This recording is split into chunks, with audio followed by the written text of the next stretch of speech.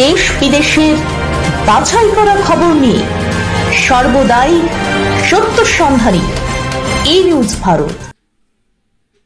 নমস্কার, ই নিউজ ভারতে আপনাদের সকলকে স্বাগত। শুরু করছি ওয়েদার আপডেট। বসন্তের খামখেয়ালিপনায় নাজেহাল সবাই। এবছরের মতন শীত বিদায় নিয়েছে রাজ্য থেকে। আবহাওয়া দপ্তর জানাচ্ছে দক্ষিণবঙ্গে ক্রমশ তাপমাত্রা বাড়বে।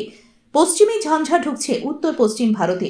ওদিকে রাজস্থানে তৈরি হয়েছে একটি নিম্নচাপ এলাকা। অসমের উপর রয়েছে একটি ঘূর্ণাবর্ত, যেটি বিস্তৃত অরুণাচল প্রদেশ এলাকা পর্যন্ত। যদিও আবহাওয়া দপ্তর জানাচ্ছে আপাতত বৃষ্টির সম্ভাবনা নেই দক্ষিণবঙ্গে। নতুন সপ্তাহেও বৃষ্টি হবে না কলকাতার হাওড়া, হুগলি, উত্তর চব্বিশ পরগনা, দক্ষিণ চব্বিশ পরগনা, পূর্ব মেদিনীপুর, পশ্চিম মেদিনীপুর, ঝাড়গ্রাম, পুরুলিয়া, বাঁকুড়া, পূর্ব বর্ধমান, পশ্চিম বর্ধমান, মুর্শিদাবাদ এবং নদিয়াতে। দক্ষিণবঙ্গে ক্রমশ তাপমাত্রা বাড়বে 3 থেকে 4 ডিগ্রি করে। সকালের দিকে কোথাও কোথাও আংশিক মেঘলা আকাশ থাকলেও বৃষ্টির সম্ভাবনা নেই। পশ্চিমী ঝঞ্ঝার জেরে উত্তরবঙ্গের দার্জিলিং এবং কালিম্পংয়ের উঁচু পার্বত্য এলাকায় হালকা তুষারপাতের সম্ভাবনা রয়েছে। আজ কলকাতায় আংশিক মেঘলা আকাশ।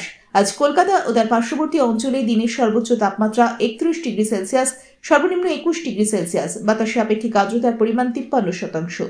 ব্যুরো রিপোর্ট, ই নিউজ ভারত।